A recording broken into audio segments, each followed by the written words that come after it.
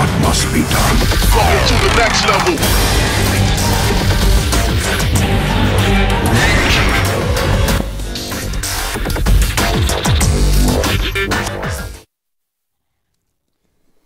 Hey guys, and welcome to the StarCraft 2 Ready Action Cross Match. I'm Wolf, with me is Kaldor, and we are going to see some GSL players play against some Kespel players today. Yeah, exactly. We had the same thing last Monday, and the production was, I think, a little bit lower, at least for the English broadcast. So this time we have no Ninja broadcast. We actually have the real thing, a little bit more casual than usual. Yeah, we get to wear our t-shirts on air and just hang out here and give you guys as much coverage as we can. This is actually pretty cool, just sitting in the quiet studio with you, Kaldor. Nobody can see us except everyone at home, but I don't know where I was going with that one. It didn't quite work out like I planned, but I'm really. Oh, you actually planned something? Well, no, actually, there was no plan. I just wanted to make you feel uncomfortable, but it didn't work. Nah. You seem totally relaxed, especially with that T-shirt. You look very good in. Actually, yeah, I would have loved it. I didn't actually know that we would wear normal T-shirts. I thought that we would still dress up nicely. Yeah, well, I don't know. I kind of like the T-shirt, but I could dress up. We could try dressing up. No, it's good. I like this. I enjoy this quite a lot. This is really casual. I like that a lot. Well, we have 4 players today. We have 2 Kespel players, we have 2 GOM players, and they had the same thing last Monday, and actually we had a Kespel player winning. Yep, and we're going to take a look at our bracket, in fact, so you guys can see exactly how the matches are going to play out. First of all, we're going to have GSL player A versus Kespel player A. It's going to be a Protoss versus Terran, and then that'll be followed up by a Zerg versus Protoss on the other side. Now, it may be that we only have GSL players advancing, so you guys don't get to find out who any of the Kestrel players are, so that could potentially happen. So how this works is that at the beginning we have no idea who's playing. We know who is a GSL player, we know who the Kespel player is. The winner of the first match is going to reveal his team. So in the final match we will know what kind of teams the 2 players belong to. But only the winner of the final match will reveal his ID. Yes. So until that moment, until it's all over, you're not going to know who any of these players are. Please, though, speculate on who you think it's going to be. Get in the chats, go on Twitter, speculate. Here are our maps. It's going to be a best of 3 format, so we're going to have 3 best of 3s. And also another thing that you should always keep in mind is that we have the level, for example. We always get these questions, okay, the GSL players, which level are they actually in? And it's either Code A or Code S. Usually it's roughly like in between a player that has been or in the Code S in the past or is in Code S in one of the earlier rounds. It's not going to be the level that we roughly have. Yeah, it's not going to be someone that you've never heard of or someone who's not well known. So it's definitely going to be somebody that you at least can try to predict to some extent. Someone who's popular. And I think the same could be said of a Kespel player as well. The last Kespel player who actually won the final was Shai. And he played against a GOM Protoss, against a GLL Protoss. I think most of you guys already know who it was. We are not going to spoil it, but yeah, well. We saw people speculate, and the way that the guy played, we know that it was a Startail Protoss, and the way that he approached the game was, I think, a little bit obvious. It seemed clear from the beginning there. It was pretty awesome to actually see that match. Wing Stars Protoss looking pretty good. I don't even know what teams we are going to have players from today, and that's kind of one of the most exciting parts, because that's when you can really start to guess. Once you get that narrowed down a little bit, that's when you can kind of get a feeling, at least, as to who it's going to be. Yeah, exactly. So we have no idea. We know exactly as much. We have as much information about the players as you guys. And, well, I think we're going to start the first game pretty soon. The second game will follow right after the first one, and then we'll have a short break before we start with the final, so that both of the players can get a short break and, I don't know, go to the bathroom. Yeah, get stressed out, because if they lose or if they win, actually, their identity will be revealed. So if they want to keep their identity secret, they can't win. But I think that would be weird. That would be weird. But I think honestly, well, if you're in the position where you're at the finals, of course you want to be like, yeah, I just beat all those guys, and here's my name, because that way you can kind of prove yourself a little bit. Make sure that, for example, if you're a Kestrel player, you can be like, look at the GSL players I just beat, and here's my name. Get ready for me to play in these big leagues that are coming up, as well as some of the existing leagues that are already out there. I would want to reveal my name. I would tell everybody who I was. I won this match. Yeah, definitely. And talking about other leagues that are out there, we actually just had the NASL finals at the weekend, and Stefano won. He took it. He had a pretty clear victory of 4-0. Yeah, with 4 against Alicia. And I have to say, Alicia, really, this guy, he starts to amaze me quite a bit. we've known him. We've known him for a long time. We've seen his matches in Code A. This time he fell short in Code A. Then he went to MLG. Suddenly he played like really, really well. Ended up in the final, but he lost this time. He ended up in the final again. And I have to say that I would not have thought that he would be able to get this far because he plays well. But apparently, every single time I see him play at it's not even an offline event, you know, the Code A qualifier, but every time I see him play in something like this, I think the nerves get the better of him. I don't know why it is, but he always falls short a little bit. Didn't qualify for Code A, and suddenly now he's doing so well in all these foreign tournaments. I mean, this guy is 100% seeded in Code A or Code S, in my opinion, maybe for the up and downs. If I would be the one person to give out the seeds, he would definitely receive one. Yeah, I would certainly give him one as well. Our first game, by the way, is going to begin right now. We're going to jump into it on our first map, so get ready, get set, and here we go.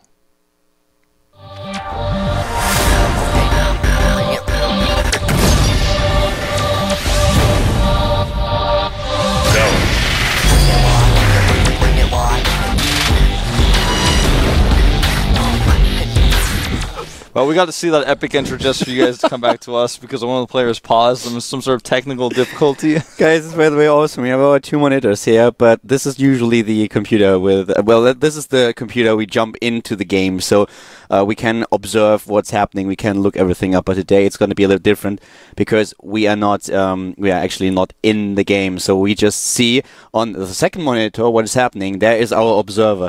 And so as soon as the game starts, we shuffle over like crazy so that Wolf can actually have a peek at the monitor, and then we get like, oh, wait a second, guys, wait a second, one of the player paused, there's a problem.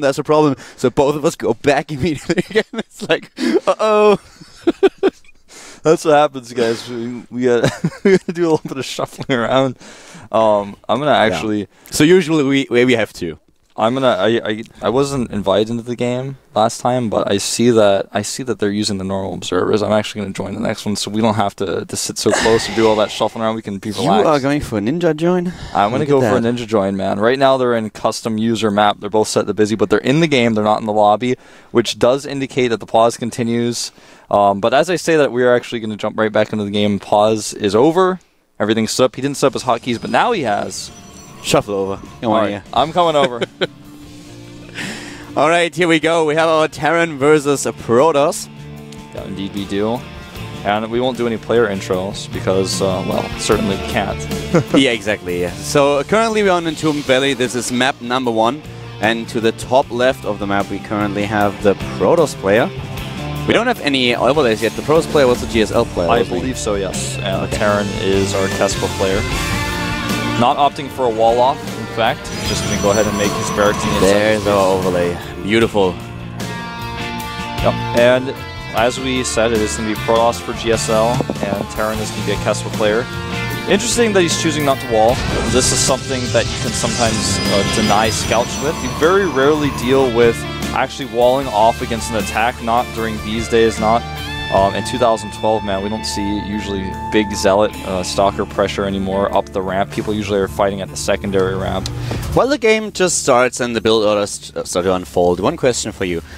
We saw a Kespa player win the last time, but we don't know exactly who the players for the GSL teams were that actually faced him.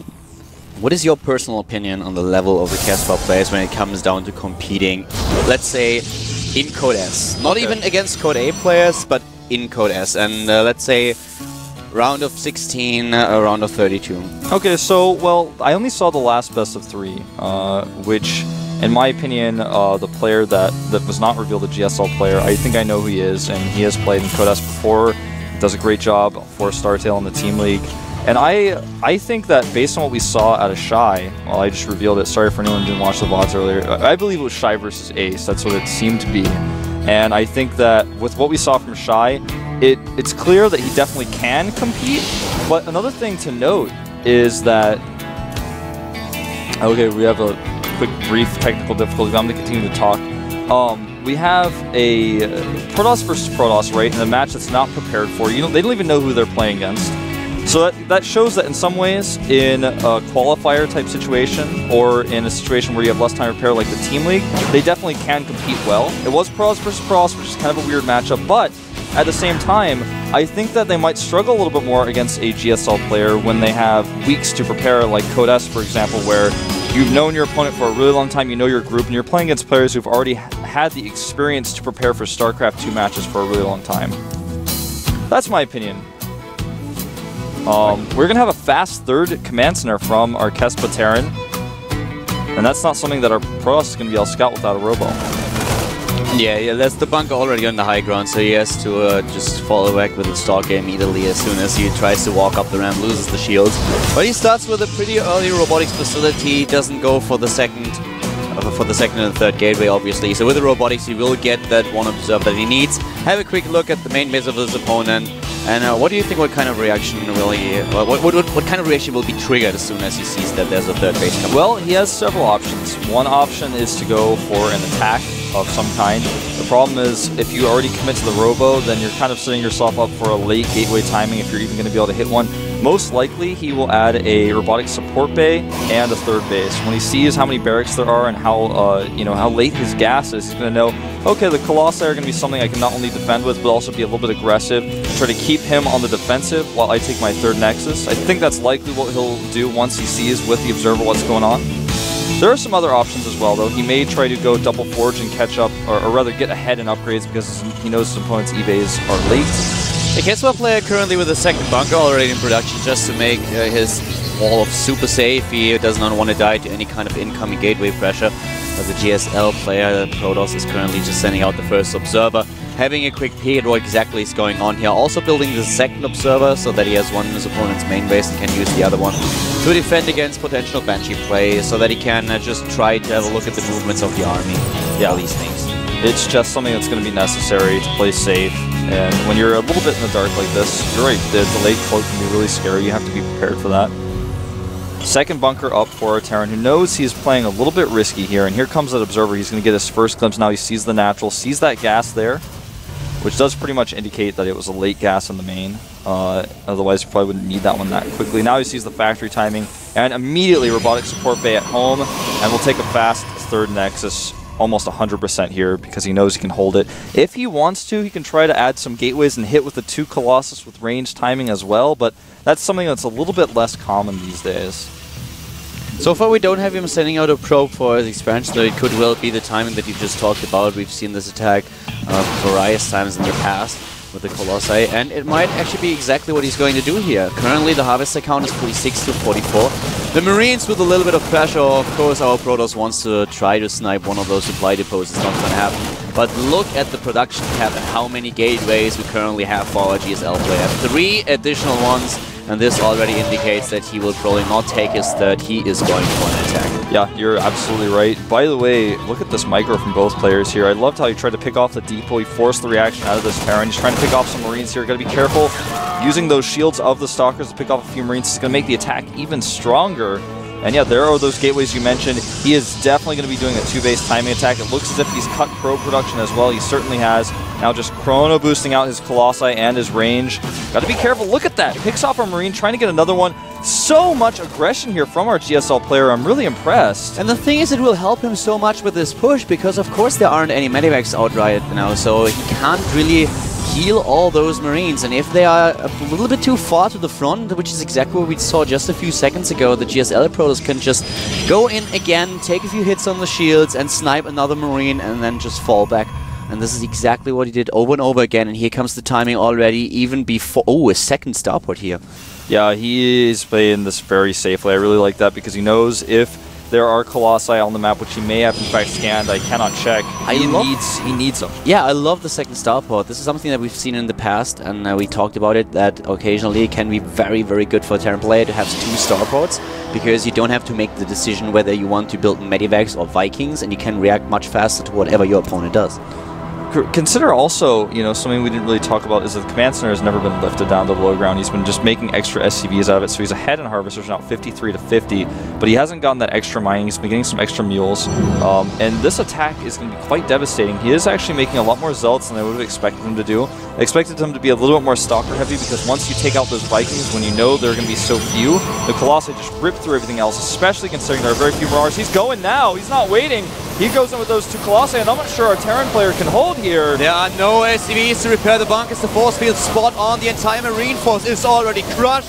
There is basically nothing left for the Casper Terran player to defend against this, and just look how our GSL Protoss is now ripping everything to shreds, walking in the natural, taking the SCVs apart. GG. GG called indeed. The Casper player down one game.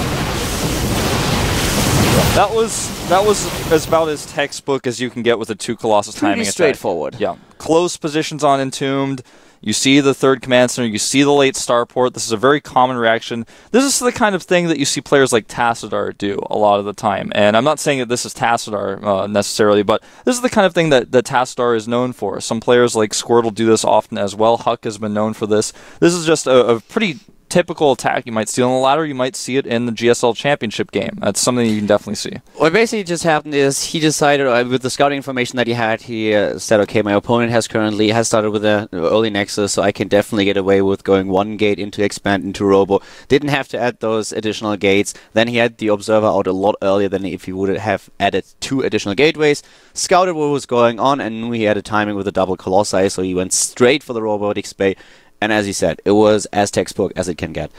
2 Colossi, range, and let's go for it. You mentioned he didn't have SCVs to repair, but even if he did, I mean, it's with impossible. the force fields were spot on. The force fields shielded the bunkers, so the bunkers were down in like second 2.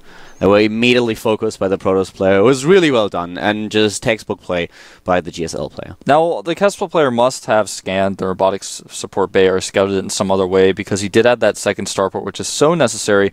When your opponent goes Colossi on 2 bases, you have to have that, because you need to get your Viking count up late, especially when your starport is that behind. You need those Vikings up ASAP. When you're late, you got to have 4 at a time. And also, when you have the 2nd starport later on, you need to keep your medevac count up as well, so that's something that becomes useful. Because if you hold the push, then you can lift your command center, put it at the 3rd base safely, just kind of hang out there, and you'll be way ahead of the Protoss, who's still trying to get that 3rd Nexus up. You can counterattack him, drop him, but you need the production.